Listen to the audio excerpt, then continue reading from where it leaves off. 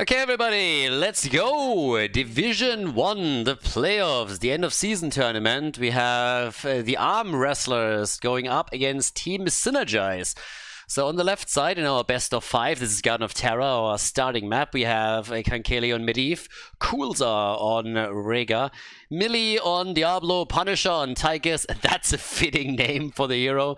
And Patsku is playing the Haka. On the other hand, Team Synergize on the right side of the map with Splice on Junkrat, Rubroom on Greymane. We got Galloway on Brightwing, Unbanned on Malthael, and Newman is playing Stitches. So, this is Division 1, so we're nearly in the highest division of Heroes Lounge. Not quite though, obviously they now added just 1 or 2 seasons ago Division 1 Plus, so that is technically the highest that you have here. And as I already mentioned in the introduction, this is the end of season tournament, this is the playoffs, and we're currently in the semi-final, so a best of 5 series between the two teams here. And Heroes Lounge is still, by far, the biggest amateur scene in Heroes of the Storm. So if you play in Europe and you want to play Heroes with like-minded people and not necessarily that shit show that is a Storm League, then you are more than welcome to go over to HeroesLounge.gg. Check them out. You can sign up as a team, you can sign up as an individual player. It doesn't really matter too much, but this is pretty much the end of season tournament for the first division. And yes, we're also going to take a closer look at Division 1 Plus, obviously. There's a little bit more coming up in the near future too.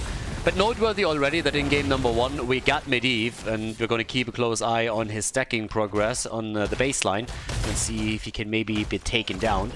Because, not gonna lie, once that level 10 hits for Synergize with all of the ults that will, of course, come in, they should have a much easier time taking Medivh down if they want to target him. So, he would be well advised to try and get a lot of stacks early on if he wants to make sure that he doesn't get killed by a potential bullet combo after getting isolated with Junkrat. There's, of course, always the chance to get gorged later on too, and then maybe Junkrat provides a bit of a trap there. But the first thing that happens is that the fruit fly gets eliminated. So the fruit fly is already down.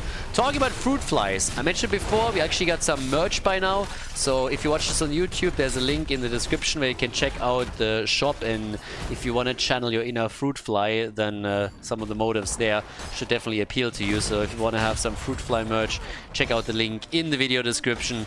In this case, the fruit fly died early, went for the magic spit on level 4. Disgusting as usual. And, well, we got the bigger they are for Tigers. No real shocking surprises here, but I have to say that the pressure at the top is a little bit crazy. What's more crazy to me is that it's not met by anybody. Nobody's really doing anything to stop this. And if I was them, I would have just kept going. I guess they were a little bit afraid of getting flanked out here, and that's why they started to move away. But the blue team was totally focused on the bot lane camp that they're now taking.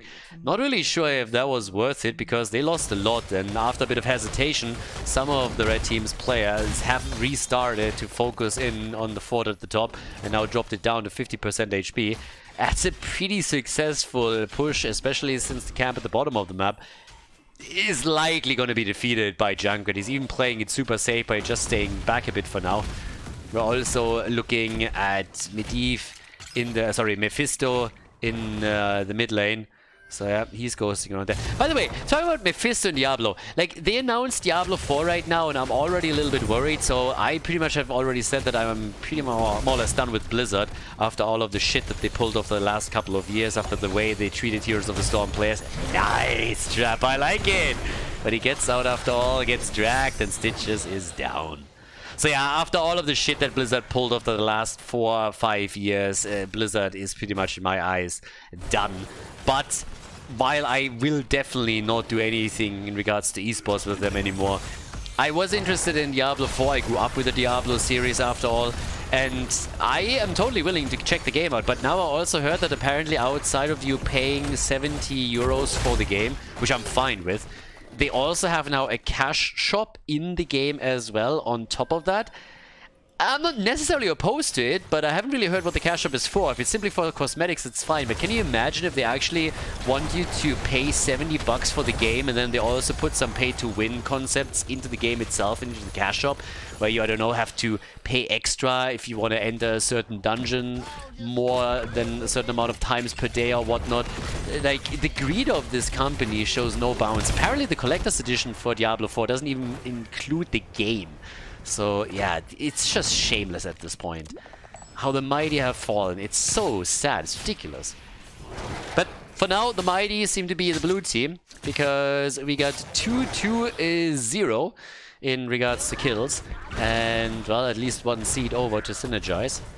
And off we go. But Diablo 4 is still something I'm going to be interested in a bit, and I hope that that shop is purely for cosmetics. Then I'm not really opposing it too much. But it would be kind of nice if they would, at least for one of their franchises, maintain the quality and not let us down. But then again, every single time I sound that out, I kind of realized how high on copium I must be to think that after all of the crap that they've done in the last couple of years. So yeah, I don't know. Maybe I'm just jaded. That's also a possibility. The players in the game, on the other hand, they are definitely eager to get to level 10 and make sure that they're getting their heroics in. We have a slight lead for the blue team. So after the initial pressure that happened, particularly at the top lane, not that much that happened here. We have 1 seed to 0. But with Diablo at level 10, there's the APOC combo. Oh, beautiful play from Junkrat. That was some sexy play, my man. That APOC did nothing, absolutely nothing, because Junkrat here, let's check it out again. Look at how beautiful he plays that one out. So Diablo comes in with his boys, they got the vision, and then he engages, and Junkrat is immediately like, nope. Nope. Not on my watch. So yeah, very nicely done. Really like it. Now, we got a bit of an isolation play from Brightwing, who after Stitches picked Gorge, went straight into the Emerald Wind here. I was kind of expected that Stitches would go Gorge. Emerald Wind is always, I mean, again, it can make sense. It depends a little bit on how they're playing this out, but they clearly want to isolate targets at Stitches, hooks, and Gorges. That's what they have Junkrat for, that's what they have also Brightwing for in this case. Newman so far doesn't really have the best track record when it comes to his hooks, but then again, he's also not level 13 yet, and once the range is extended, this is going to be a completely different ball game. Now, we got in regards to damage, 12,000 from Arthale. The aspect of death is currently doing his thing here in the mid lane, whereas down to the bottom of the map, it's more damage through camps and Greymane. Yeah, you can't get the big bad wolf get onto structures, or he is going to punish you incredibly quickly, so you gotta be very, very careful with that. We have another seed popping up, 14 stacks for Medivh. And I gotta say, that's not all that much. Medivh needs to be super careful here. One hook, one good engage by, well, Greymane, maybe with the assistance of Brightwing, good poly. And that could be the end of the birdie. And that's, of course, then the end of the stacks on the baseline, unless he gets the 40. We're seeing them still trying to make plays for the seeds, and they have won, so it would be them taking the lead here on this one. But, yep. Off we go. Up at the top, Brightwing is still holding the line, trying to get some extra experience for them as everybody is starting to prep for the objective. Down here at the bottom of the map, we're currently still seeing the defense against the camp. But the second seed got also locked in, and there was no price to pay at all. So the arm wrestlers got this one for free. Yeah, they're looking for the side engage. Diablo wants to probably go for it here. And boop! Oh, poor Rhaegar. For a second, he was fully isolated there. Now they're trying. Nice! The timing on the heal. It was a really good move for Medivh, but it didn't quite work out. Even the ley line in the Apocalypse works out. Damn, son, what's happening here? Division 1, my ass. This is actually real nice coordination that we're seeing. Much better than expected. Another hook hits hard, and this time Rhaegar might fall. So that's 2 on the blue team that have gone down. But there's a lot to unpack here. That was kind of nasty. I mean, first of all, the isolation attempt with Stitches. Then immediately the portal is out. Medivh saving the day. Then getting nearly killed himself. Rhaegar with a clutch ancestral. And then shortly after, the kills coming through anyways. And even a ley line into an Apocalypse, which is oftentimes a bit difficult to pull off. But they went for the combo. So yeah, nicely done. I mean, a lot of picks and counter picks happening here. Stitches counteracted a bit through Medivh's portals, and that saved the doggy, especially after Rhaegar got booped over the wall by Junkrat. We got 2-1 seeds now, but there's one being picked up here at the top right. I don't think there's going to be an interrupt anytime soon. So we have now 2 seeds for each team, meaning that the next one is going to drop the, I want to say the curse, the RAGNAROS on somebody. So, well, there it is. Yeah, Stitch is obviously also now with the extension. He has the meat hook in addition to that too. Now with a quick move here for the camps again. I mean, one of the most important things when you're playing a God of Terror is just camp control in general. You want to make sure that all of these lanes are pressuring as much as they possibly can. The bird is still at 28 stacks, so he's not done with that quest yet, but he at least hasn't died and is slowly and steadily picking up additional stacks while also providing vision for the team, so good for him. All the way up at the top. Dehaka, yeah, dodging out here. Never standing still, making sure that he is consistently a difficult target to hit. So, yeah. But there it is. Seed number 5, and this is going to be the first RAGNAROS wave. So this is really where the entire game can absolutely flip. So far, both of them have been playing it fairly... Ooh, APOC, a little bit of a random one I wanted to say, but apparently they went for Junkrat down here at the bottom, and they actually got the kill. So 3 kills to 2, just as the seed is popping up. That's actually pretty sweet. So if the arm wrestlers are able to get the seed and the RAGNAROS, they could really take control of this game and start to snowball this a little bit. There's a slight lead in experience for Team Synergy, but this is, yeah, this is looking good. Nobody's even trying to interrupt and buy time. This is the one thing that really weirds me out in this game so far. We've seen this a couple of times, that nobody is actually trying to delay. So they just went for a camp instead. Now both of them are about to pick up level 16. I like how you went for the unstoppable here. Super afraid of that tongue, even though it was miles away. But yeah, can of course always play that cooldown right now. At the same time, they might have him in a bit of a corner here. Malthael has some real trouble. Brightwing is coming in, trying to help out, and they might escape. Probably not, maybe? Jumps in and out. He's buying shit tons of time, and Brightwing is helping out too, but now the fruit fly itself is in danger. And that was a Sudoku move and a half if I've ever seen one. Brightwing goes down, but while all of this plays out, 2 of the RAGNAROS have been defeated. So it's a double kill after all. But at the top, I mean, Greymane is by now busy bot side, and nobody's really moving towards the top. There's a leading experience now for the blue team, so they turn it around. And I guess they're going to get at least one of these forts, but was it worth abandoning the other 2 lanes? I guess with the Dehaka now tunneling towards the bottom, you could definitely say yes. We have them in the leading experience. Yeah, they also get a kill on Greymane, so now with 6 kills to 2, the gap is widening for sure. But the one thing we shouldn't forget is that with just 1 more seed, the red team could bring this back for sure. So right now, still a question of whether or not the blue team can capitalize on that small advantage that they currently hold there. So another fort falls, and that's the second one now. Yep. Nicely done. But then again, we have them currently pretty much in full control, with them now even going for the bottom fort. The red team isn't really reacting to this too much. They're really afraid fighting or even like playing around Stitches. They should honestly try and get a couple of hooks connected. Yes, if you're playing a 4 versus 5, you don't want to hard engage into a battle. But if you're playing a Stitches composition, you don't have to commit. You can still sit back a bit and just throw these hooks out, and if you hit one, then you might just get a sneaky kill in. If you don't hit one, then you at least keep them on their toes. But there's currently absolutely no threat towards the blue team. And yeah, that's a bit tricky. Alright, ley line thrown out here. Has hit, but only one. I'm still trying to isolate them a bit. And Medivh goes down. Yeah, Medivh got gorged, goes down. So losing the stacks after all. Medivh is dead, and immediately the blue team is retreating. So you can say whatever you want with the 2 teams here, but they're playing this super careful. They're insanely cautious. Nobody wants to even engage or have a presence on the map when they are not active here with 5. And I think they're overdoing it a little bit, but generally speaking, this is a behavior that a lot of people in public play at least could benefit from. Not try and just YOLO every single time you see an opponent. Kind of count to 5 first and see if you have your entire team on the map, or if you know where their team is before you engage into a battle. With 16, we got the Alpha Killer, we got the Pulverize now too. seeds are still up on the map, and if they now sneak this one, then you know what that means. That means we get another round of Garden Terrors. And well, there it is. So all the forts have been destroyed on the red team side. Now they have to repay the arm wrestlers, come in and take down some of those structures as well. They already eliminated the top fort, but now they gotta hone in on the remaining ones. Or, of course, try and go for topside keep, which I don't think they can pull off, but it seems like they're gonna try. It is a 5 versus 5 back on the map after all, and as Brightwing is trying at the bottom of the map to make the day of the Garden Terror a little bit easier, they are really aiming for the top keep.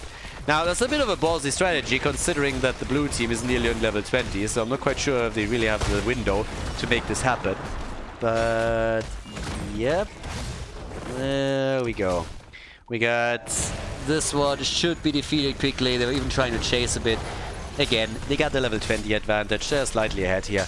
And with that, we now get Medivh cheating. We knew that already. Didn't need the pointer. We got the big red button. Obviously, Ancestral is also in. Yep, here we go. Another attempted portal engage. Now, are they going to try for a wall stand? No. Junket was already starting to prep everything here. But they're still attempting to turn it with the hook. But yeah, 6 kills to 3 and level 20 now on both sides. So this is the moment where both of them are going to be like, alright guys, if you want to engage, we can still do this right now. So on the 20 talents, the Hunter's Blunderbuss is in. We got the Intensive Winds. We got the Gas back over here. And the extra oomph as well. Medivh went for the final curtain. You don't see that all that often. Normally it's always no one can stop death. But yeah, they're going now into the bot lane. Now, let's be honest, this Garden Terror wave hasn't really done anything. Pushed the lanes out a little bit, but they didn't even get a fort with it. So, very, very disappointing from the first objective that they got. Yeah, they are able to go for Diablo. Medivh, does he have a ley line? They're trying to... Well, that's not really the engage that they were looking for. That isolation did not pan out the way that they intended, and I'm honestly not quite sure why. Brightwing was there. Instead, it's our counter engage. Nice stun combination. Brightwing trying to help out. They are going for an isolated Diablo again and nearly kill him, but a good shield from Medivh prevents that from happening. Brightwing is dead, and they could get a second kill. They're going for Malthael, and he dies too. The blue team is low, but not low enough, and even Greyman is having trouble escaping, with Stitches now being slowed again. It is the end of the frontliner, and that is a triple kill. Triple kill for the arm wrestlers. And now just a question of what do they want to do with that? Seems like the next target is going to be the mid lane keep. And for good reason too. Why wouldn't you try and take a keep down here? Committing to Odin, diving in deep, another stun into the fountain this time. And it is the end of Junkrat, and that is a problem and a half for Team Synergize. The arm wrestlers, everybody. Fantastic game so far, and I don't think they're going to stop here. Medivh never completed the quest. This is not too surprising. 25,000 damage for Tychus. Not too much if you compare that to what we are seeing from Malthael in particular. But there it is. 47,000 damage, but very few kills for the red team. There's a couple of camps up on the maps. They're going to go for those first. They didn't really want to commit to the core, given that everybody was about to come back. Brightwing also having his old back available was not something that they necessarily intended to. So at this point, it's just trying to prep for the next objective, see what you can do with the next potential fight, and then of course hope to eventually end the game here. Whereas we have, with 130,000, Malthael now also in a position where he is top siege damage for the team. But he needs to be careful, because they're already trying to set up a bit of a trap here. Now the siege cap is not coming back anytime soon, but the red team is definitely a bit timid. They are not really aware what they want to do with this yet. Camp after camp taken by the blue team, all prepping for the potential final push. And Medivh cheating as usual. Just like sitting everywhere, putting a couple of portals up, threatening, so to say, and engage from the team as long as more vision isn't really granted to Team Synergize. That might just freak them out a little bit. But yeah, so he's ready the entire time to provide vision on where the opponent is. And I gotta say, I mean, it's working. The red team is not having a whole lot control of the map. And that's partly because of Medivh and what he has to offer with all of this. We're now looking at Dehaka also attempting to control the side lane a bit more to escort the siege giants to the top lane towards the keep. And that might work out for them. So Brightwing will apparently take over for this. But there's also more seeds popping up on the map. And the red team has to do something eventually. I mean, they need to pick their battle. They need to find a moment where they're saying, alright boys, this is it. Let's go. Let's try and get some hits in. Let's get some kills here. Let's try and make a comeback happen, because so far they're not doing too much. And given the fact that they're not even making a play for the top, it doesn't seem that they're even interested in going for the objective. Instead, they are again looking to isolate somebody, but nearly a kill on Junkrat. Diablo's totally okay getting isolated. He's like, yeah, what you gonna do? There's no damage dealer here that can really threaten me. Everybody was already split. Now that they're starting to go full on him again, it's a bit of a different story though. But Medivh has been paying attention throughout the entire game and is throwing out another shield as the last right is attempting to connect. Dehaka, he's been absolutely not phased by all of this. He's just been sitting at the side. Alright, boys, you yell when you need me. If not, I'm gonna push the side lanes. And yep, the catapults have to deal with the siege giants together with Junkrat. In the mid lane, the same thing happened. Now, at least at the bottom of the map, there's something that happened in favor of Synergize. So they were able to take one of the forts down.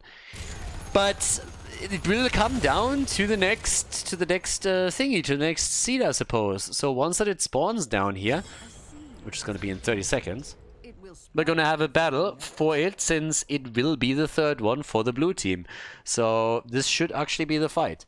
Now, Dehaka is still pushing the bot lane out. Diablo's already engaging. But with Dehaka at the bottom, like, the more time they can buy, the better for them. So Dibbles might be in trouble here. And yeah, gets scorched. Guys, he's dead. Diablo is dead. Ah, come on. Yeah, there it is. Alright, Diablo is down. Now he's gonna be back, but now that Medivh is about to fall, this is changing everything. All of a sudden, we got a 5 versus 4 with Diablo losing his souls, and the top 4, the top keep, is opened up. Are they going to be able to turn this around all of a sudden? Catapult on the core in the middle of the map, by the way. We're already 21 minutes into this game. Down here, no catapults at all. But up at the top, it seems like this keep is going to fall. And they are moving in with 5-4. Hello? That's one single play that worked out for them. Are they able to end on the back of this one? I'm not so sure in it. They are slowly starting to fall back here, and I really think they have to. Okay, that looked a bit too dicey. With everybody still having ults there. So they're falling back. They still have to get here and take the seed, or they are in danger of another objective being claimed by the blue team. So right now we got the catapults here in the middle. Malthel is already stopping one of them. Blue team wasn't really able to capitalize on the situation. What? Yeah, okay. Okay, for a second I was like, oh my boy. Whew. For a second I read this one wrong. Yeah, but blue, so the red team wasn't able to capitalize on this as much as they should have, potentially. They got the keep. Now, to be fair, they got the keep. But if you don't go for the core, fall back, you get at least the remaining fort. Structurally, they've really started to come back a bit, but they still need to win a team fight. Structurally, it is closer than it's ever been, but that's a problem. With Greymane nearly dead already here, they need to try and get him back into the fight. So they took the camp, and then they survived through it. So I guess a win for the red team, but that was still very, very close. It was definitely problematic, because Greymane, boy, was in trouble. But they saved him. It's kind of strange for the blue team though. They were so good throughout the entire game, but now all of a sudden, with them lacking a top keep, there is a chance that they're losing this game. So the lane is opened up. But it's an interesting one. Now another catch attempt.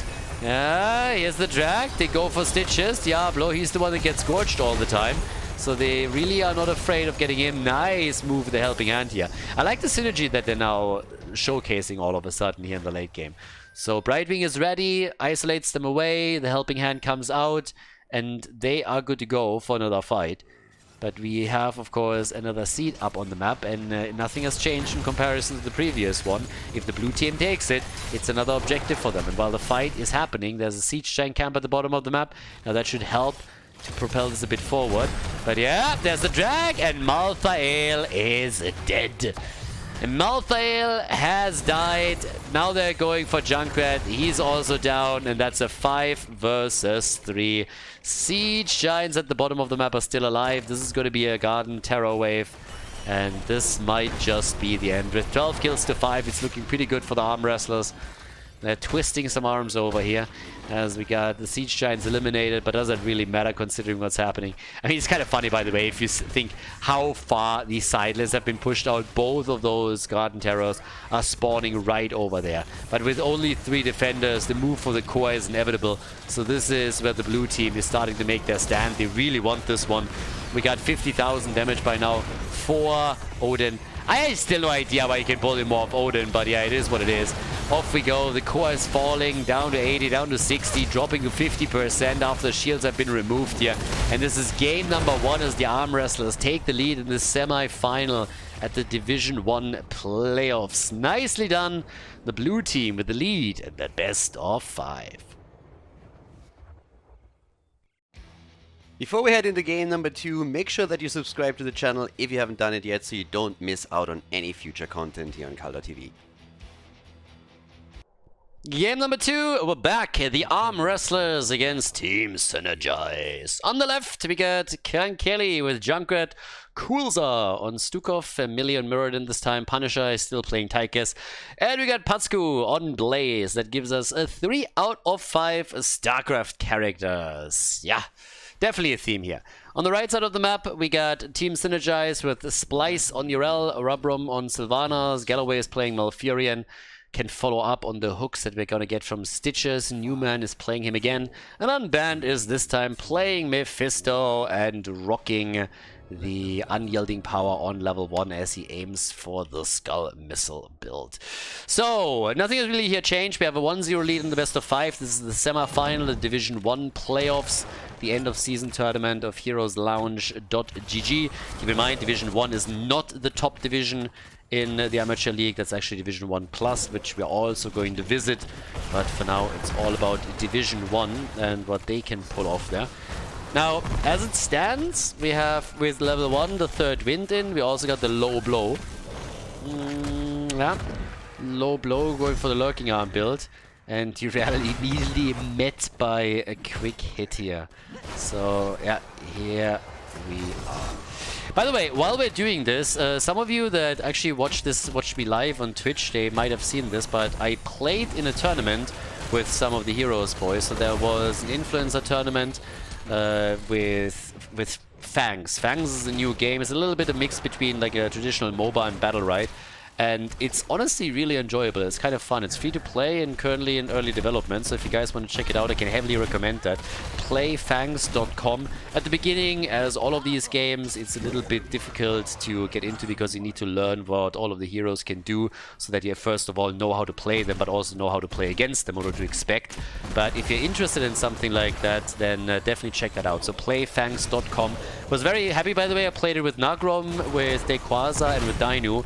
And we made 2nd place in the tournament. It was actually really, really fun to play. There were a lot of other influencer teams, some former Battle Right pros, and it was actually one of those Battle Right pro teams that took 1st place, so they were definitely a bit better than us. But it was super fun to play. In 2nd place, still very, very good. Very happy with the result there. So yeah, that was pretty cool. But yes, if you want to check that game out, playfangs.com is the website, and the game is available on Steam and free to play, so definitely worth a look. If that gets a bigger player base and if they keep adding features at the rate that they're doing right now, this is going to be something really interesting to take a look at. Also interesting is that Stitches is now down. He's not the only one, so in total we have now 3 kills here in the early game. It's the 4th one as Mephisto dies too. That leaves us with 4 kills to 0 right there.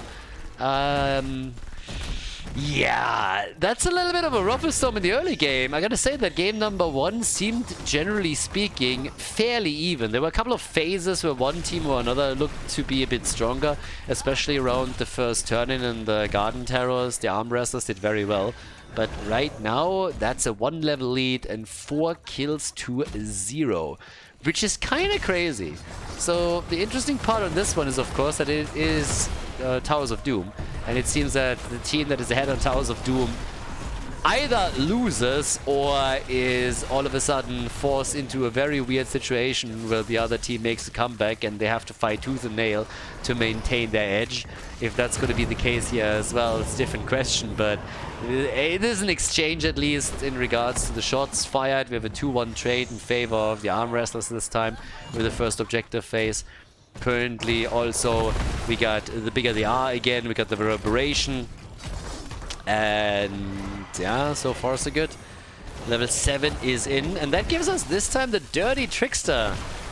Look at that, the growing infestation. Blizzard's sexual innuendo has also been chosen again. I mean, if you already go for a lurking arm build, then you might as well go all in, right? And commit fully. The Vile Cleaver, the rejuvenation. So the play is a little bit different this time. They're not trying to isolate with Brightwing, but instead they can follow up with Malfurion's Root whenever Stitches hits a hook. Then they just need to get the damage connected.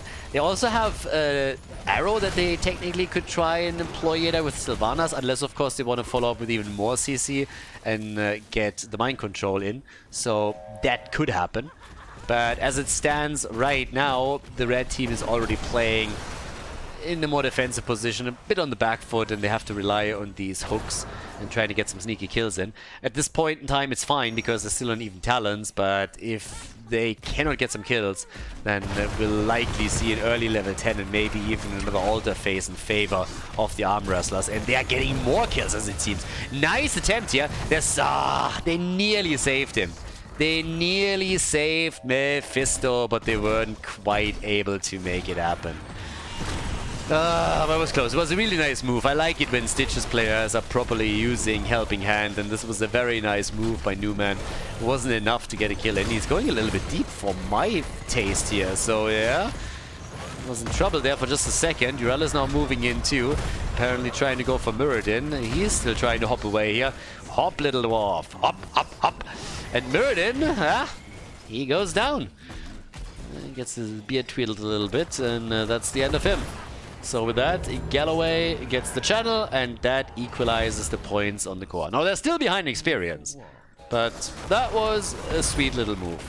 So yeah, that was actually going to... That was a very, very nice move. But over on the right, we have now some structural damage being done with the level 10 abilities in play for the arm wrestlers. They should have an easy time getting away from all of these with Stitches. Blaze having bunker available, that could definitely help.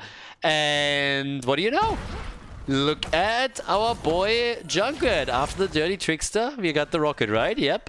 So let's go. That could be highly interesting.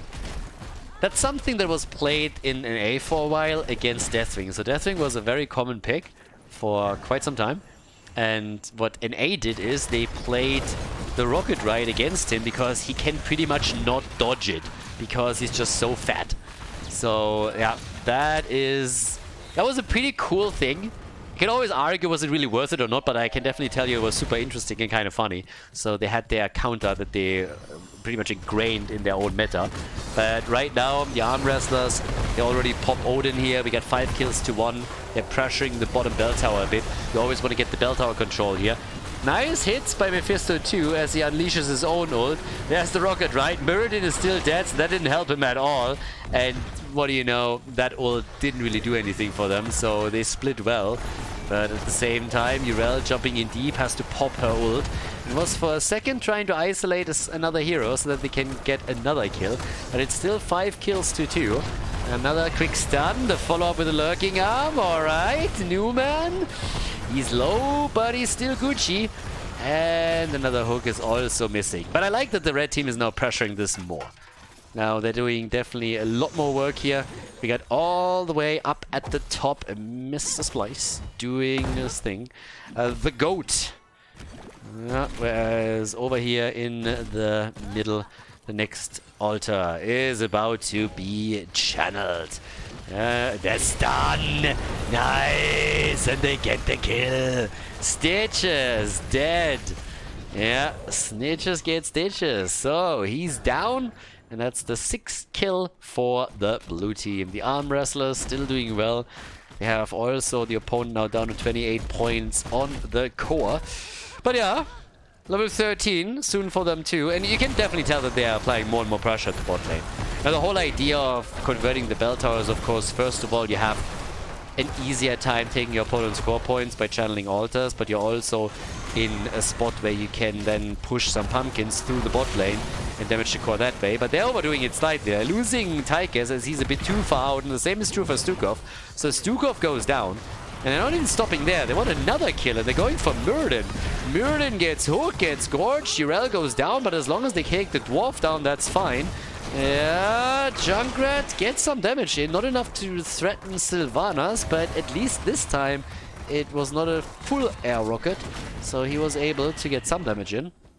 And now they're moving, still unimpressed, through the bot lane.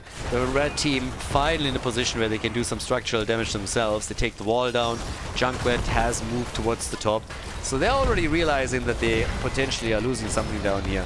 Bunker is being used, but I'm not so sure if this is going to save him. He's still fairly low. He barely gets out, and yeah, that slam! That's exactly what I was talking about. The slam nearly took him down. The hook, on the other hand, connects with Tychus, and our boy is low, and he's dead again. Got missiled and is gonzo. So, double altar up on the map. The Stormbolt connects. But nicely done. Sylvanas is able to get out up at the top. Yeah, this is going to be an interrupt for sure. So Junkrat, he's going to try and control this together with Blaze so that they can get one channel. But at the top right, it should not be a problem for the red team either. 7 kills to 6. It's a fairly even affair that we are watching now, with 36,000 damage for Mephisto, 34,000 for Tychus. So both of them roughly on the same line here. And yep, 7 kills, 2-6. A little bit more pressure now down at the bottom of the map too, because the blue team has still not given up on their hopes of converting that bell tower over, even though they've definitely experienced a bit of a setback since their own bell tower went low. And now Blaze is being killed. They are full on 5-manning him. Blaze is down. The only problem with this is that they really abandoned the bot lane. I am highly skeptical of that kill being worth sacrificing your bell tower, because that's exactly what's happening here. We still have a pumpkin ready, and that bell tower has been taken.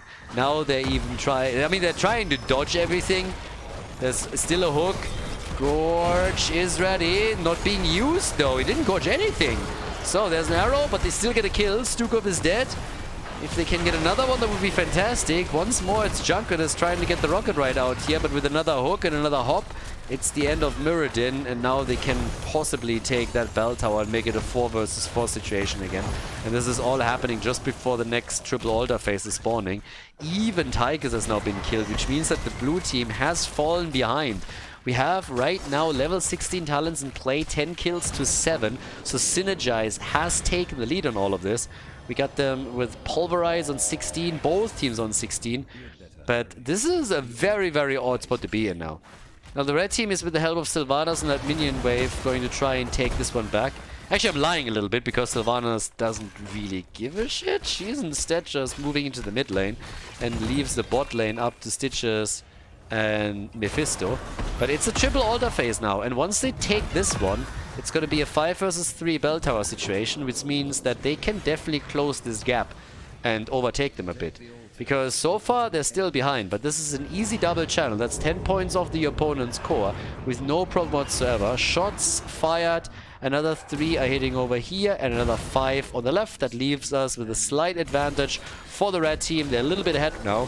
And the blue team, they definitely they envision a different game, let's put it like that. When they started all of this, they thought that they could make this happen a little bit easier, since they had, what was it, 4 kills to 0 in the early game? But yeah, not so much. Since then, they've only locked in an additional 3. And they lost quite a few here. And they still don't have any like meaningful bell tower control. At the bottom of the map, this one is escorted through. So this is going to be a bit wild. We got the sizzling attacks over here for Tychus. A couple of blind hooks here from Stitches, just in the off chance that they're going to get a cheeky kill. But I like what we're seeing here. Instead of taking that bell tower back with the vision that they had, they're just sneaking the boss, and that's 4 shots fired. So all of a sudden the blue team is pulling ahead again. That didn't really work the way that Synergize expected it, I would assume. So it's 7 kills, 2-10. Next altar phase is at the bottom of the map though. And that's a problem. because it's very difficult to access that particular altar now if the bell tower to the left and the right is taken by the opponent. So for the blue team, it's kind of important to try and take this one back. And they are running out of time. So the hook has been hit, but for the red team, this is a very, very good spot to at least pick up one bell tower, and we all know that's 5 shots at this point. So it would put them in a very comfortable position here. Especially if they can get both. Then it's single digits for the arm wrestlers. So, yeah, oh, the hook connects, but he gets away. Yeah, the ult on Mephisto, that one connected on the other hand. Muradin, he gets eaten. He still has Avatar.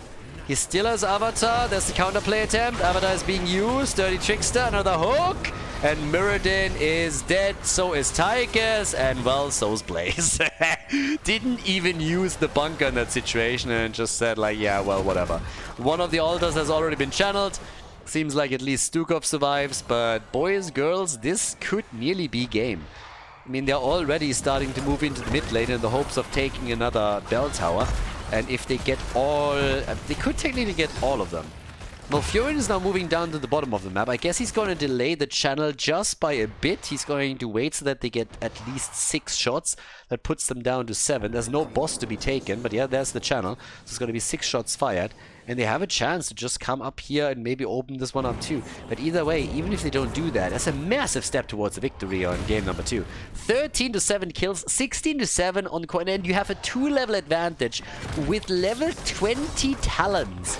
And there, that can't happen. You can't give him an easy kill like that. That's a staggered death on Junkrat. That's just griefing. Junkrat is running it down mid here. That can't happen to him. If you are in such a position, you cannot die just as the rest of your team is coming back. That just no.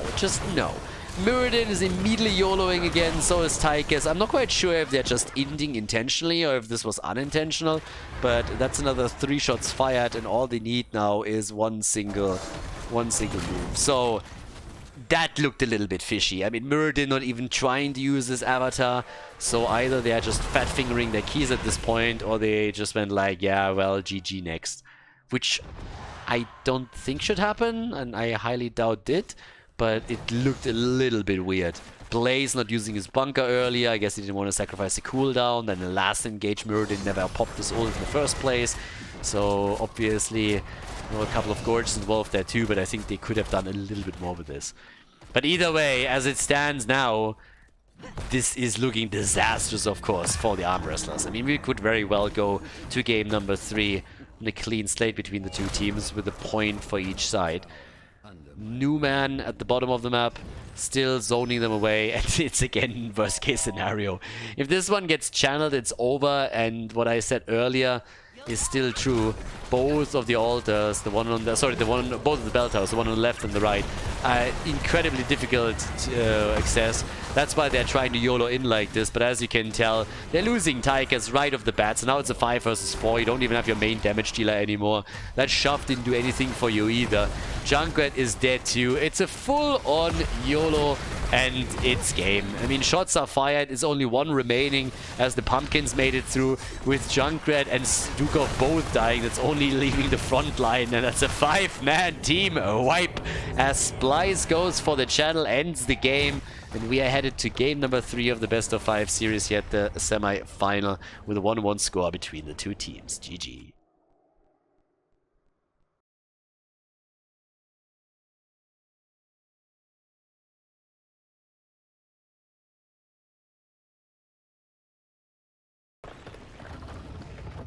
Game number 3, we're on Dragonshire, and we have a very, very different combo than we had before. I mean, so far the combos were a little bit similar. There were at least some heroes that were always transferred over from the first to the second game.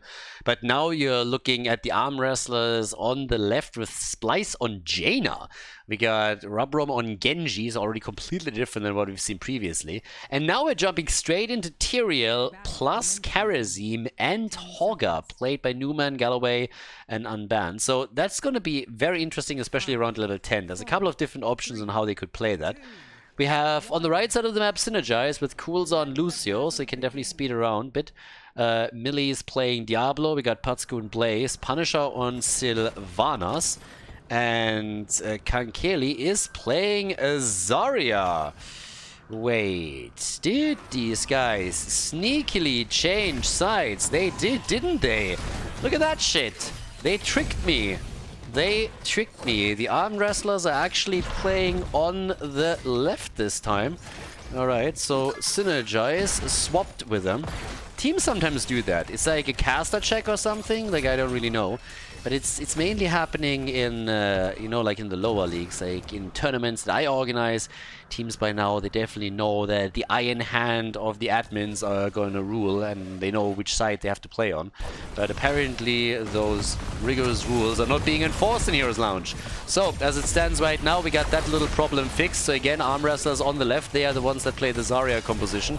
And Zarya is the one barely saving Diablo here. That could have been a kill. Now we got the blue team, Team Synergize, still with that combo around Tyrael. So that could be very interesting around level 10 in particular. Let's see how aggressive they're going to be with this. Obviously level 1 for Kerosene, the Iron Fists. It's kind of wild to me. There's always, every now and then there's always that comment coming up when he gets played. It's like, oh, I should have taken another talent. Some people just don't understand meta and that it's there for a reason. It's really weird to me. Like, I see this every time on YouTube and also on Twitch whenever certain compositions are being played, that people that have never made it past Plat are all of a sudden saying what they think the top players should have done or what ruined the game. And it's so weird, because don't you think that if they are playing on that level, they usually know what they're doing? It's not necessarily true for this game when we're talking about Division 1, but that's also true when, for example, it was especially true when we had the Heroes International event in Miami, where you have literally some of the best players in the entire world play against each other, and then all of a sudden people are like, oh, that hero has to be played with a different build, and I'm like, who the fuck are you? It's like, what? It's like, what do you know? We never heard your name. You never played in any tournaments on any high level, so what would you know about this? But yeah, so with certain builds, like meta is there for a reason, is pretty much what I'm trying to say. Now, of course, meta can change and things can develop over time when patches are introduced, when new heroes enter the fray. Maybe not in this game anymore, but in other games, you know, I'm generally speaking.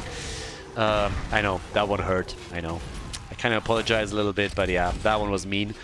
But yeah, so generally speaking, there's a lot of things that can change meta, and sometimes it's even people just trying out heroes that they haven't before, new builds, but meta is, as a rule of thumb, there for a reason. Because it works, because it's strong, because teams generally agree that this is something that they should do. But yeah, so either way, we have currently with level 4 the Arcane Intellect. So Jaina with the Lingering Chill on level 1. Also on top of that, I am the strongest for Zarya. Can't help myself, I personally like the speed bubble just because it's funny. It makes for some fun games. In this case, we don't have a GARAGNAROS here, so no race car play.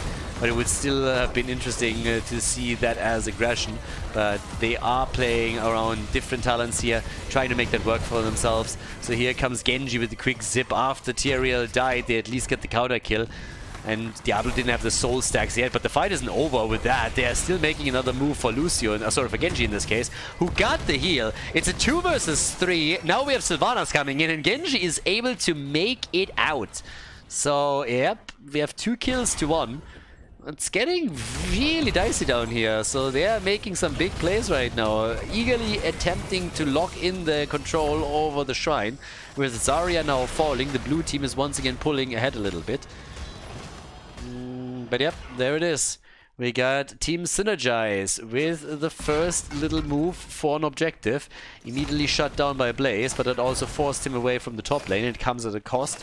They are losing out on that wall. The wall gets taken down by Hogger, as Blaze is still preventing the Dragon Knight from being taken in the mid lane. And that allows the red team to finally move down to the bottom of the map again and retake that particular shrine.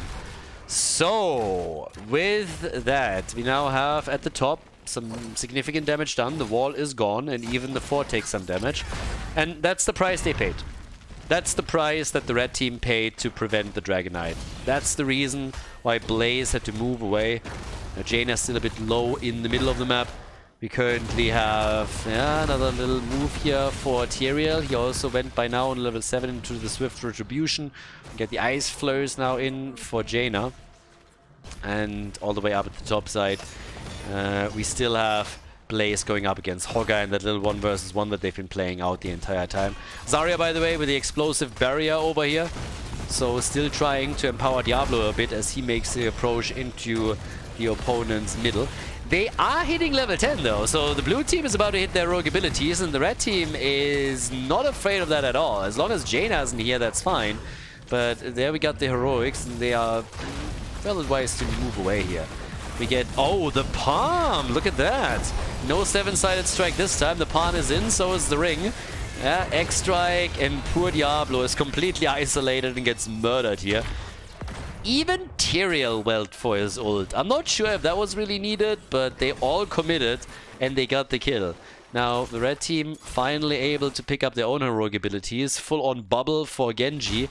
No surprises outside of that. Let's see what Zarya is going to pick. I would assume Expulsion Zone, and yes, there it is. Yeah, she hesitated there for a second. I was like, wait a moment. You're not really trying. No, she went for the Expulsion Zone, as you would assume. So Expulsion Zone is in. We got on top of that the Divine Palm. Shockwave is in. Sanctification as well. You know, sometimes if you put a talent onto a different hero, just lore-wise, it makes completely different sense. If you think about Stukov and his arm, if you give him a talent that's called Divine Palm, that has immediately a different meaning. I mean, we all know why his arm is that big, but if you give him the Divine Palm, then it's a little bit on the nose. So probably Blizzard thought it was a bit too much, but we have it at least on the Monk. As we all know, a good Monk palms himself, so we'll see if he does that later, if he dives a bit too deep. Talking about diving deep, they dove for Jaina and they got the kill. So the fight at the bottom of the map has so far not resulted in any actual consequence, but in the middle, Jaina is down, and now with another stun into the fountain, Diablo was trying to help them with the second kill. So, yeah, not quite work yet, but here we go. With the help of Sylvanas, they go for the fort, and actually they are really exploiting the duration completely. Now they're going for Tyrael again, and he is low. The arm wrestlers, they are crushing that bot lane, and once that fountain is gone, it means you have a real problem with sustain, because that fountain is not there anymore. Okay, so top side. Yeah, top side, this is the one lane that they're really losing a little bit. But Hogga needs to be careful now too, because they are rotating all over to stop him. And even with a spin, he might not get out of this one. So, yeah, there's already the first little move, and yeah, you can... Okay, that... yeah, some of the moves were maybe not the best. The palm is on point on the other hand. Damn, son, that palm was sexy. Not shabby. Kharazim, you sly dog, you. Yeah, Shockwave is out. Hogga is still alive. They saved him. I can't believe it, but they actually did it, and now Diablo is down. Damn, son. Team Synergize. They got that name for a reason, apparently. Good job by them. So now we have, yeah, maybe even a chance by the red team. Now that Diablo is back to try and take control of the top again. Second attempt. But those were some clutch ults that we saw from the blue team in the last engage. And again, the little reminder that the teams switched sides. So if you're confused by this still a bit, yeah, teams switched sides. Might actually happen again in this series. It's always a question of who hosts the lobby. And in the tournaments that are a little bit more rigorously organized, teams have certain sides that they always have to keep, no matter who hosts. But especially in the amateur scene, that sometimes gets forgotten a little bit, and that it's more of a caster check than anything else. Either way, with 5 kills to 2, we're still in for a bit of a treat here. I mean, again, it's a best of 5 series, so we have at least 2 more maps, including this one. And right now it's a 1-to-1 with a topside pressure on Blaze. Yeah, he was trying. If he doesn't have a jet propulsion, he's toast. Maybe. I mean, there's no kill like overkill, but maybe they overdid it a little bit with dropping the ults there. So I'm not quite sure if they needed all of them, but, well, better safe than sorry. Now they're trying to go for Zarya too. They're not going to get her. They prevented the objective from being taken though, and oh, the barbecue! Nice! And another good palm from Kharazim too. So, yep, Kharazim came in and made the move there. And in the meantime, Hogga tried at the top to damage that fort a little bit further. And this time he overdid it, didn't he? Yeah, this, you know, he got a little bit too cocky. after the last escape and the entire team helped him out, he got a bit overconfident and thought that he could stay longer on that lane than is actually possible for him. So that cost him his life this time. And after the bottom fort was lost earlier, the arm wrestlers are now aiming for the one at the top lane. And once that you take both of them down, it means that on the auxiliary shrines you don't have sustain anymore. So, bit of a blow against the blue team, despite the fact that they are the ones that hold the experience lead.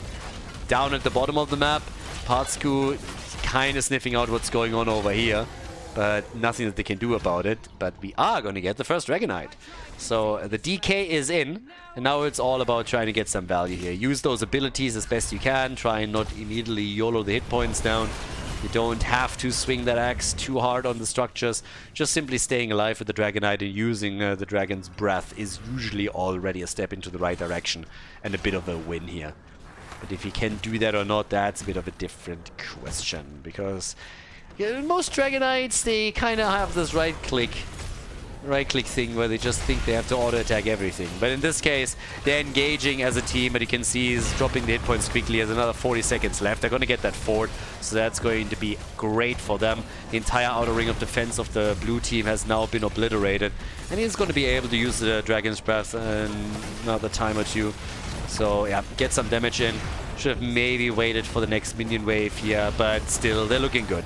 16 to 16 allows them now to make a bit of a play. We got the gain train right here, and that in combo with the level 4 and the level 7 talent. Also kind of still nice when they make the engage. This one, of course, going to provide the untalented version. But up at the top now, with the pressure, they are still hoping to take this one out.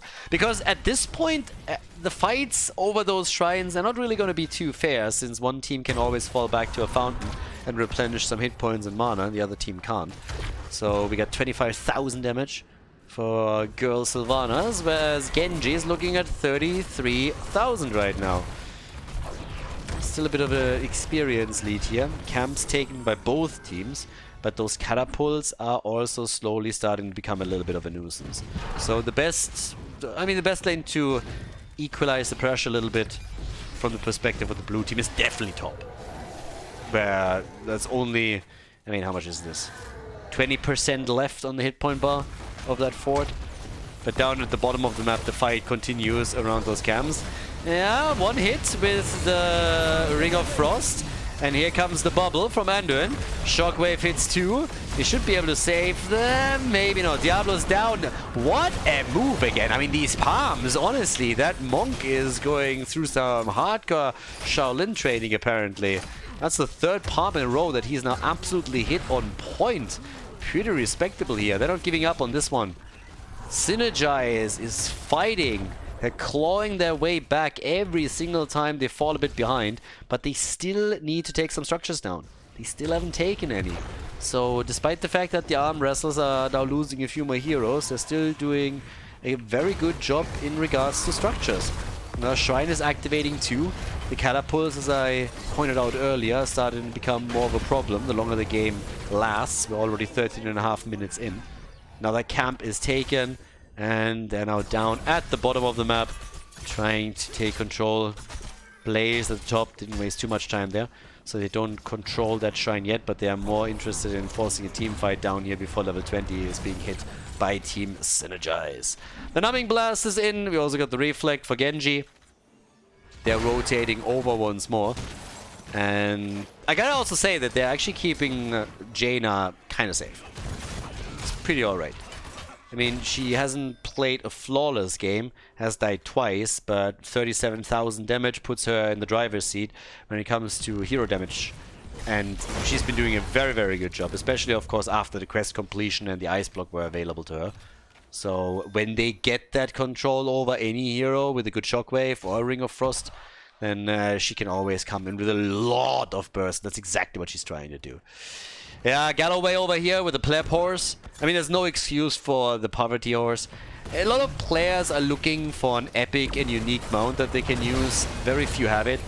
A very early sanctification as they're engaging into that fight. The bubble is out. Nice arrow from Sylvanas. That one was spot on. They get the kill against Zarya though, but the barbecue, the palm, the monk.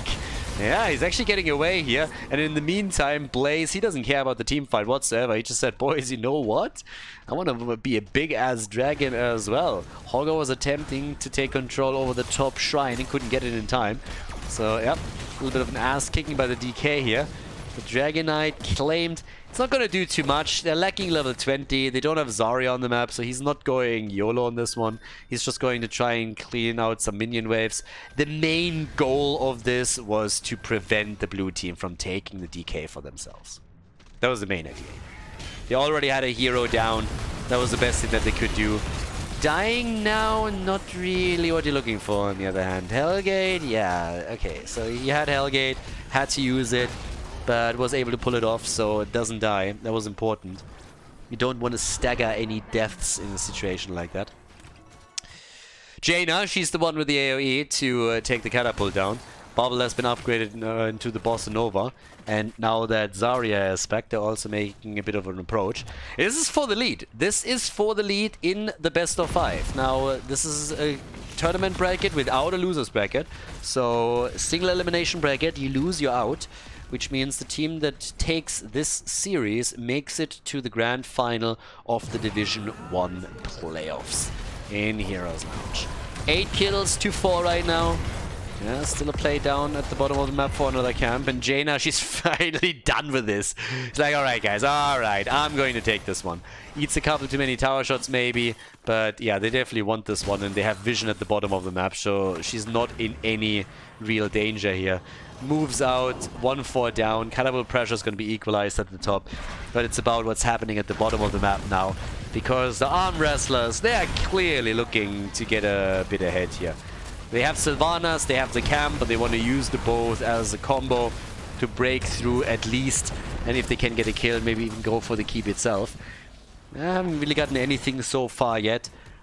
After Jaina moved back, they just decided that the gate is enough. A little bit of damage on the keep too, not really too much. But they're also attempting to set up a few traps as it seems. Genji! Yeah, jumping in, that bush was already taken.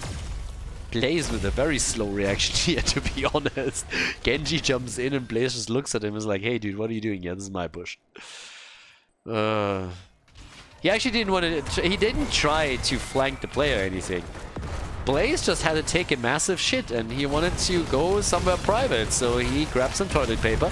He had still some bunkered up in his bunker from Corona when he bought a bit too much, and then he went into a bush and all of a sudden Genji jumps in, you know? Sometimes it just happens. That boy wanted just a little bit of peace and quiet and he didn't get it, so that's also why he reacted so slowly. He had to pull his pants back up and then he moved back out. Genji got a view that he's never gonna forget. And that's just that. Those are the hero stories that Blizzard doesn't want to tell you. Those are the little pains and the little deaths that you die when you're playing a game like this. That's just what it is.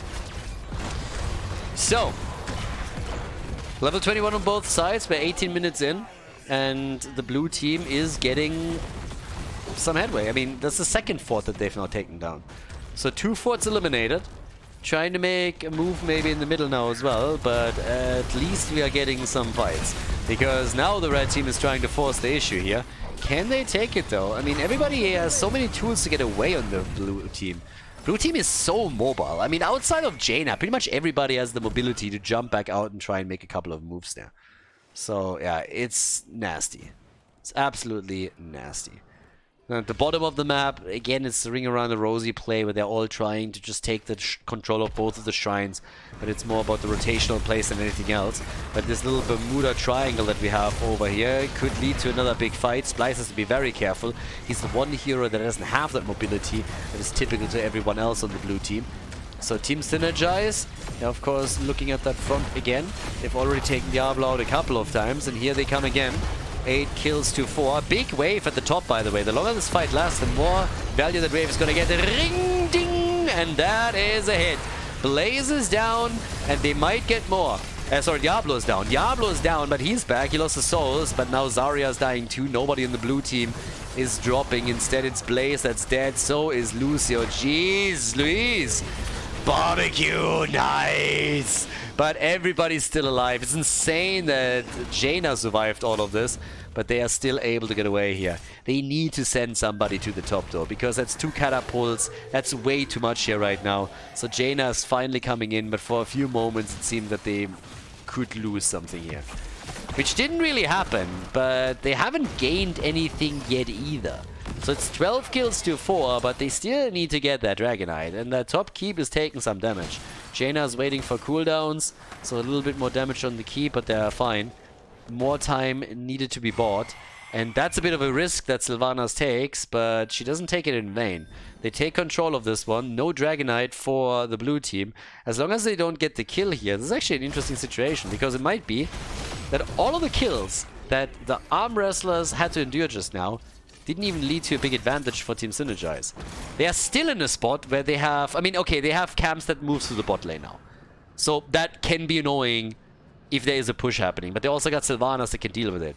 So 3 kills and it did very little.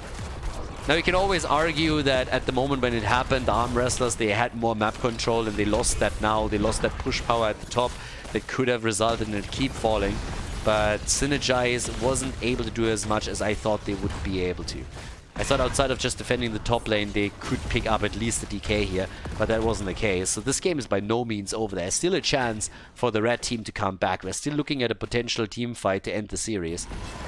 Each team has done some significant damage to structures. There's one fort still standing, probably not for much longer. It's heavily being attacked right now as we speak. And they're diving in and diving out time and time again in an attempt to slowly whittle that hit point pool down. 44 souls for Diablo, gets a few more now, but yeah, that's the one thing that he sacrificed, of course, dying in the earlier battle. Down at the bottom of the map, yeah, the catapult is going to clean that up. But they have double control now. That could be a freebie. They need to interrupt this quickly. I mean, right now, there's the interrupt, okay, just in time. But the fight is forced, and guess what? Hogger isn't here. Hogger isn't here. They're still missing one hero. There's the barbecue, nice palm, but it should at least be 1 kill. Genji jumps in, zips out, is not taken. They can't kill him. Diablo diving in deep, sanctification use, big shockwave, and now the red team might just lose the battle and the game. Oh my god, they were so close to a double kill, and then they're losing Blaze and Zarya. That was insane. I mean, come on. They couldn't get the kill, and then this happens. Now they're chasing Diablo. He's dying as well. But look at this. They're diving so deep, and then they're not able to pick up the kill. Instead, the blue team is able to bait them a bit deeper, and then turns it on them, gets multiple kills. That was so well played by Synergize. I mean, I guess they got that team name for a reason. So now the top lane is opened up a little bit. In the middle of the map, they're doing even more damage. Hogger is already spinning towards the Dragonite statue. He's going to claim the objective for the team now. 15 kills to 4, and the DK has finally been taken by Synergize. Big plays being made, and especially those Karazim palms. I was making fun of them earlier, but holy hell, he is doing work with them. So many clutch ults by Karazim in this game. It's kind of crazy. Now, this should be game, right? Blaze is coming back just in time to help with the defense, but that Dragonite is still looking strong. And Synergize might just pick up the lead here. They're coming in swinging, and yeah, this thing is chunking the core down. Holy hell, that Dragonite is turning the core into minced meat. That is game. Team Synergize with a 2-1 lead in the best of 5 series here at the Division 1 playoffs. GG.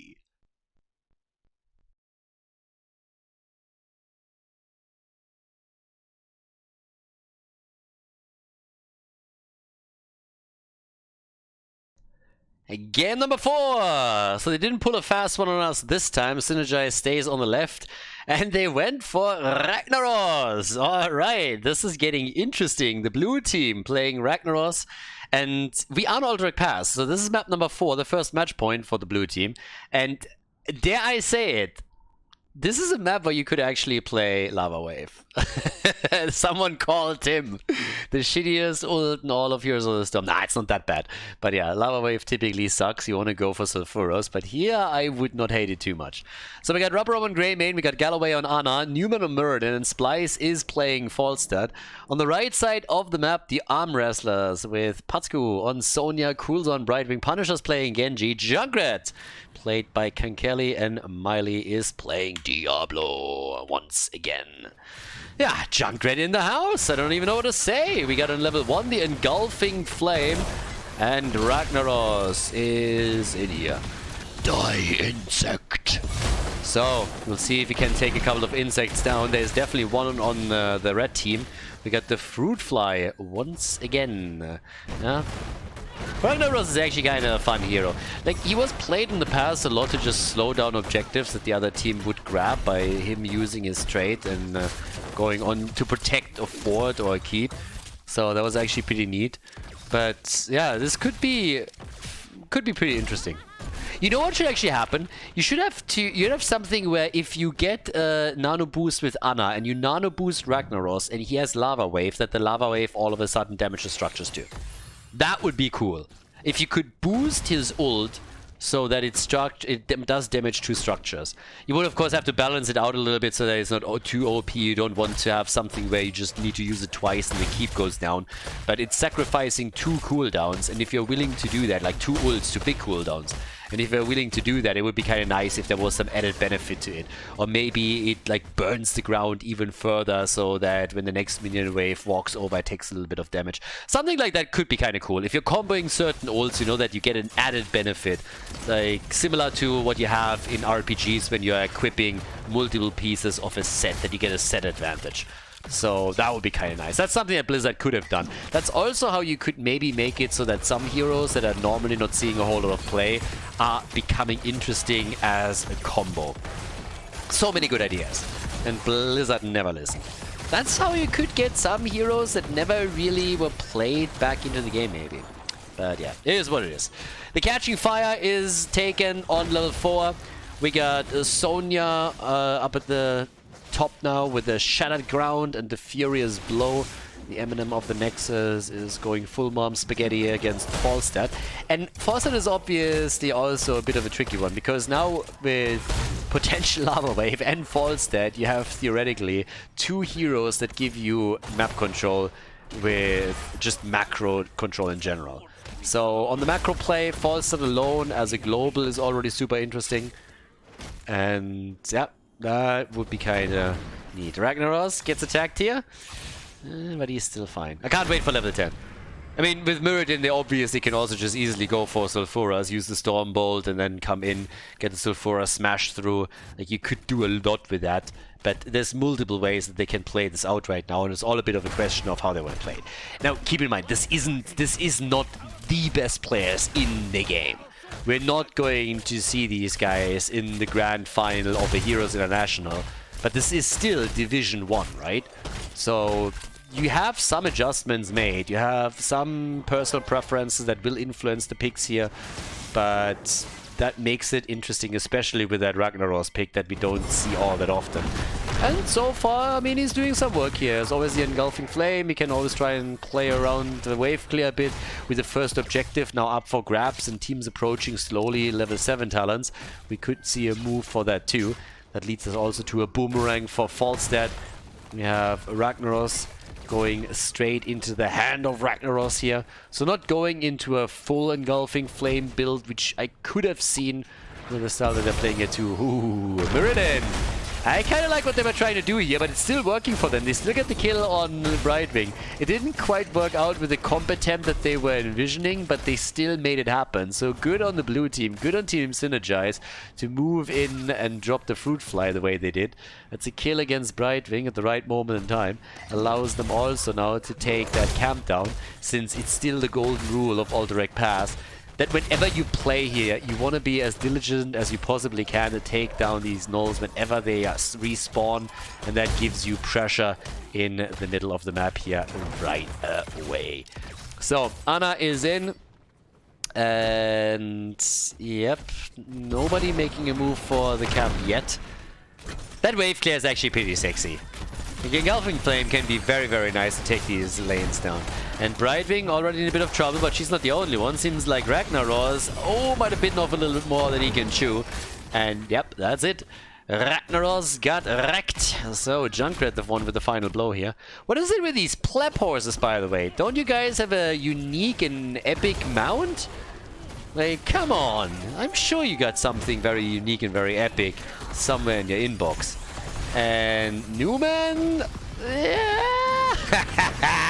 Typical Genji play. Totally worth it though. I mean, I fully endorse that play. So yeah, he gets the kill, he dies for the cause, and his team is trying to get or to maintain the control over the camp here. Genji saw an opportunity, and you can't fault him here. He's just like, guys, I don't care. YOLO! Yeah, he just behaved like every Genji player did in the history of this game. So, right now, it's level 10 that's gonna hit. Seems like the red team has not quite managed to get the first objective, but they got very, very close. With level 10 abilities, it's the moment of truth for our flame boy. Fire boy, what is gonna take? There it is! Lava Wave! Lava Wave is in the house. And it's just burning everything to a crisp, and as you can see, it was timed around the spawn of the minion wave, so there we go. And that's not the only thing. Sonya with the leap. Holy shit. Sonya went full on leap on this one. Woo! Gets a triple hit, and now they're trying with a spin to win the drop. Not only Muradin, but also a little bit more. Muradin is down. Fawcett has already fallen. So we got both of the Beard Boys eliminated. Nano Boost and Greymane didn't do as much as they were hoping. And with RAGNAROS now also getting dropped, that's 3 heroes that just got killed. 5 kills to 2. And the arm wrestlers are murdering the mid lane. The objective, on the other hand, got locked in by the blue team. So it's a bit of a weird one. Because now the objective can technically do a whole lot of work here, especially considering that at the bottom of the map the minion waves were taken down by RAGNAROS. So now Greymane and the cavalry are burning through that wall like it's nothing. Greymane is maybe overstaying his welcome a little bit, considering that he's now up against 3. If he can get out of this one without dying, that would be great. And yeah, he thought he could, but then Diablo comes in from the top and drops him. That was a little bit mean, to be honest. He thought he was safe when he passed through the gate, and then that happens. Diablo comes in and is like, yo, how you doing, my friend? Okay, so easy kills. 6 kills to 2, but still some structural damage done. And with Lava Wave, we could definitely see some solid map control. This is one of the maps where I'm actually not salty when you're picking that talent. If it caters to the style that you genuinely employ with the build and with the hero composition, then it kind of works. You got a birdie as well, so you have 2 lanes that you can technically start to pressure. So yeah, there's definitely potential. We'll see how he uses it. Has it up in another second. You always want to, of course, time it properly so that you get the maximum amount of minion waves. You just don't want to randomly throw it out. You gotta time it so you hit the next minion wave spawn. Completes the level 4 quest as well. But especially during fights over an objective can really give you some pressure. If you're also comboing that off with the camp that you took, maybe in the middle, that would help too. In this case, actually going for the boss. Lava Wave, right, in the middle. Next spawn. Yep, not hitting that properly. Nope, that's exactly how you don't want to do it. That didn't give him a whole lot of value. So yeah, they needed to slow that down a little bit and take it later. So that gave him just the minimum. Obviously, you can sometimes zone it away from the opponent a little bit too, just to get some space if somebody is getting attacked in the middle of the map. But generally speaking, you really want to get the maximum amount of minion waves that you can get with this. At least 2. But right now, they snuck a boss, and that's something where the arm wrestlers honestly kind of screwed up a bit. They should have monitored that better when they realized that the the blue team was nowhere to be found. So now instead, we have an immediate approach towards the top lane as they're trying to take this one as well. This is a meme. Are you fucking kidding me? How does that thing have hit points? So yeah, they're trying to transition to the top now in an attempt to prevent this from happening. Sonya has already sniffed it out. Falstad should probably make a move. Okay, they're staying in the middle of the map, and they are also in vision of the minion wave, so they're letting this one go. But yeah, the birdie is a bit far away if you ask me, because if they would have engaged here in time, then Falstad's gust would have been very important. Another boost on RAGNAROS, not really doing anything there just yet. Another Stormbolt hits home.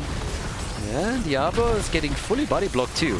But there's the X-Strike, and Greymane is alive and gets out. Nice. So they took 2 bosses now. It's actually getting a bit bonkers if you think about it. They have 2 bosses now. They have only 2 kills, but they're really doing work on these structures. Somebody needs to take down that bottom fort, but besides that, the blue team is definitely doing wonders on map control. Not so hot in team fights just yet, but they're improving there as well, as they're getting a kill on Diablo. They're losing Ana though. Lava Wave is back up, by the way. Not used yet. They got the top 4. Nice. And RAGNAROS is immediately ready. Immediately there with his trade, trying to shield the rest of the team and prepare to get another kill, which so far hasn't happened. Dropped the lava wave down at the bottom of the map, as you can see on the minimap, but he is going to fall. And this time, by the way, as he's about to die up at the top, this time he hit it for the minion wave. So, yep. This time he got in total 2.5 minion waves. It's a good value. Despite the fact that they just lost a few of their heroes, they got a kill against Diablo, they got the top fort, they were able to also take down the fort at the bottom of the map thanks to RAGNAROS using his ult again. That created a little bit more space. The objective, then again, that one is currently channeled by the arm wrestlers, who of course desperately try to come back into the series. The whole goal for them right now is to force game number 5. This is the first match point for Team Synergize, and they're doing structurally well.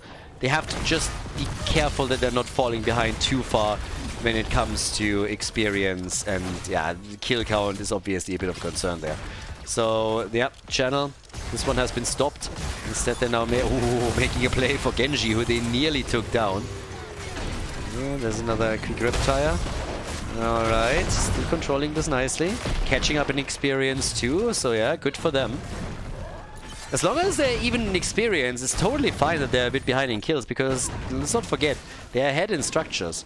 The problem happens when you cannot stop getting killed. Early game kill is not really an issue, but once that we are hitting the mid and late game, those kills result in you having a death timer of a minute or more, so then you are really screwed because you're fully losing map control. But those kills in the mid game, as long as you trade properly, it's not that big of a deal. And they traded well. 2 forts taken down, that bot lane still heavily under their control. RAGNAROS has another 10 seconds for the next ult, so they can control this even further. If he combos that with another wave, they might be able to escort a catapult that just spawned for the blue team at the bottom of the map in a bit more. And it is going to be a battle over the objective. So there's the channel already happening. RAGNAROS interrupting as best as he can. Yep. And are they gonna try and create some pressure here? Careful, Diablo channels, and now they are of course in a really dire spot because somehow they gotta interrupt this, or at least get some kills, and they do. They get Diablo, but they need a bit more than that. The birdie is immediately getting attacked by Genji. He's on the menu. X strikes out of this one, but he's still not able to escape here. And this could be a kill. This should be a kill if they all follow up on it. Instead, they're also making a move for Sonya now. Good Skullcracker connect, interrupted her spin, and that's Sonya down. 2 kills accomplished. Lava Wave with another hit at the top. Yeah, and even damaging this one a bit. Junkrat has also fallen. Genji's alive. Greymane gets killed by Diablo at the top. That was a bit unnecessary, but it's still a fair amount of kills for the blue team that should make the defense here a bit easier. Especially, of course, since the Lava Wave took out all of the waves at the top. So that makes it much, much harder for this Raider to even get to that fort. So they have a lot of time and space for defense now. And as we are getting closer and closer to level 20, let's not forget that RAGNAROS can also go for the double charge, and then they have even more map control than before. So it's kind of funny how this plays out right now.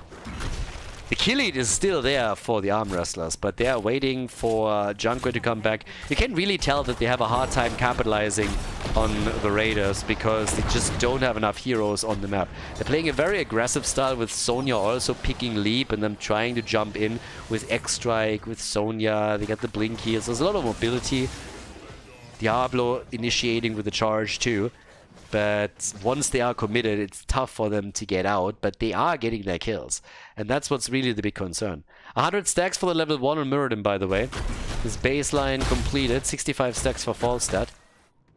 Level 20, yeah, soon to be hit, and that is a big window. More than a level of a lead in experience, that's really going to help you to take control of this. And if it also comes as the objective spawns on the map, then of course, the more so. Falstad, I talked about it earlier, he has the global, he can always side pressure these lanes further, flies back out towards the middle here. So yeah, totally fine. Would have been ganked soon TM, and therefore a good move to get out of this one. And they're going for the boss again. RAGNAROS has, by the way, made exactly that play. So he has the lava surge. Has a lava surge, and that is big. That's a huge one if you just want to control the flow of the map. And he can use it now at the bottom of the map, uses it in the middle instead.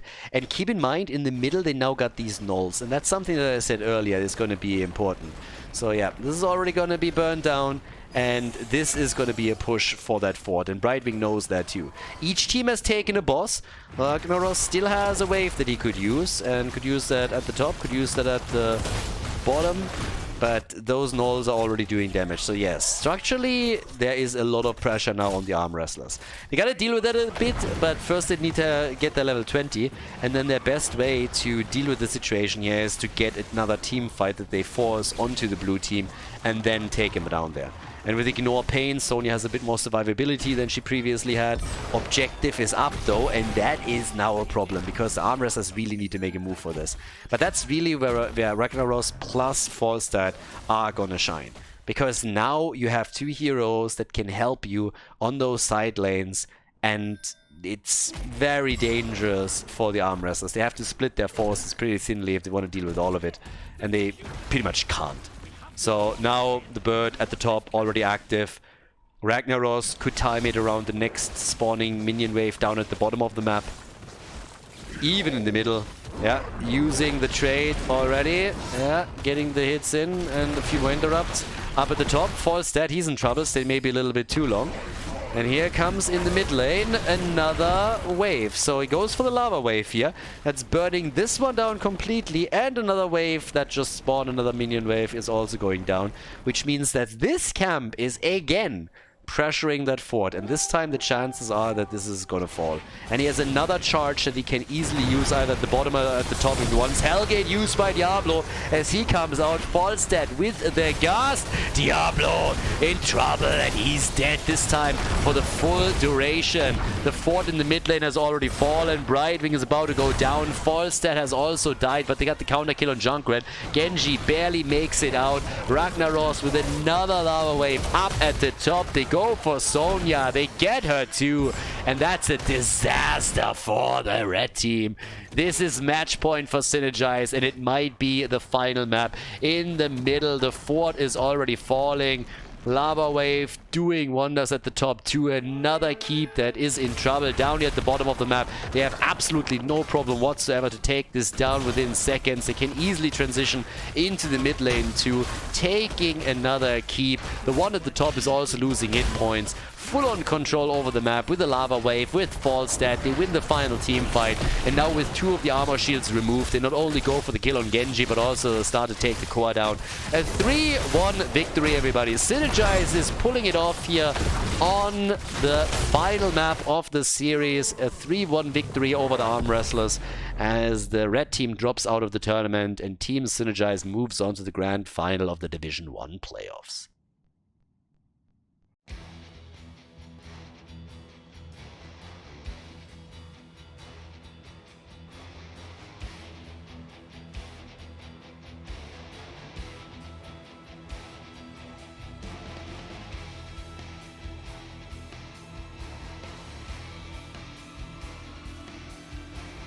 Thank you everybody for watching the video today. I hope that you enjoyed the show and the commentary.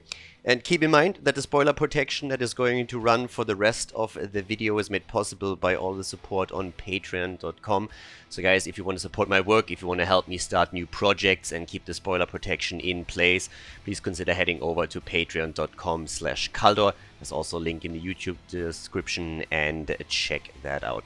Thanks in advance, and see you guys next time with more esports coverage here on Khaldor TV. Have a great day.